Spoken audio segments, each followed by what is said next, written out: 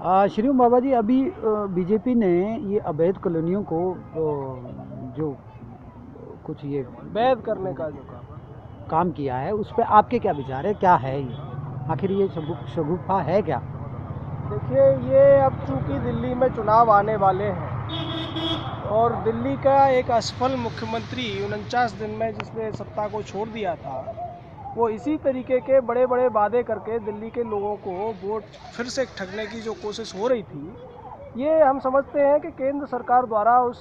ठगी की कोशिश को नाकाम करने का अपना एक तरीका है।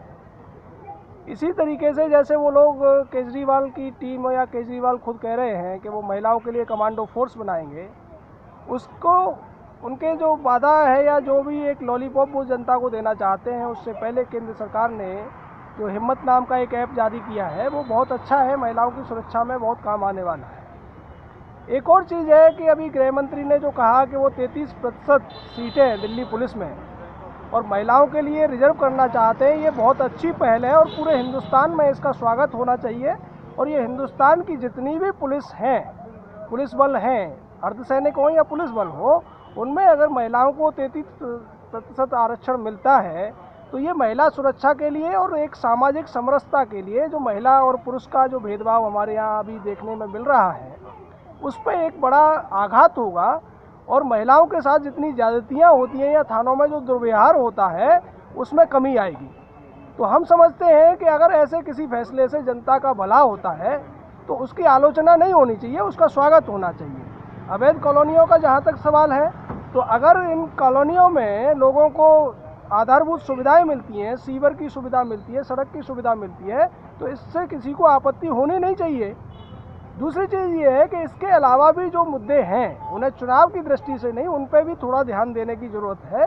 कि जो बेसिक सुविधाएं हैं, लोगों को पीने के पानी की सुविधा है या जो और भी दूसरी टॉयलेट वगैरह की सुविधा है, जो अन्य लोगों को भी उसको आसानी से मिल सके। और इसके साथ साथ केवल दिल्ली पे ही ध्यान नहीं होना चाहिए, केंद्र सरकार या मोदी जी जो प्रधानमंत्री हैं हिंदुस्तान के या हमारे गृह मंत्री हैं, उनको फैसले लेने से पहले ये भी सोचना चाहिए कि देश के अन्य राज्यों के जो नागरिक हैं उनको किसी भी तरह का डिसएडवांटेज इससे न मिले। लोग दिल्ली में ज़्यादा से ज़्यादा आएंगे, अगर ऐसा रहेगा कि वहाँ दूसरी जगह सुविधाओं की कमी होगी तो लोग दिल्ली में आएंगे और दिल्ली में समस्याएं कम होने की बजाय बढ़ जाएंगी। जब तक हम इस माइग्रेशन को रोकने के लिए वहाँ सुविधाएं नहीं उत्पन्न करेंगे, वहाँ उनको ज़्यादा फैसिलिटी नहीं देंगे, तो दिल्ली में समस्याएं, दिल्ली हो या मुंबई हो, कम होने की बजाय बढ़ेंगी। तो हमारा ये भी कहना है कि आपने दिल्ली में किया, बड़े अच्छी बात है, पूरे देश को ध्यान रख के भी ऐसी स्कीम आप लेके आइए जिसका जनता स्वागत करेगी। और आपको जनता ने अगर 5 साल के लिए चुना है तो उन्हें 5 साल तक आप अच्छी व्यवस्था दें, हम इसकी कामना करेंगे। और नहीं देंगे तो जनता विरोध में आएगी, हम जैसे लोग भी विरोध में आएंगे। धन्यवाद।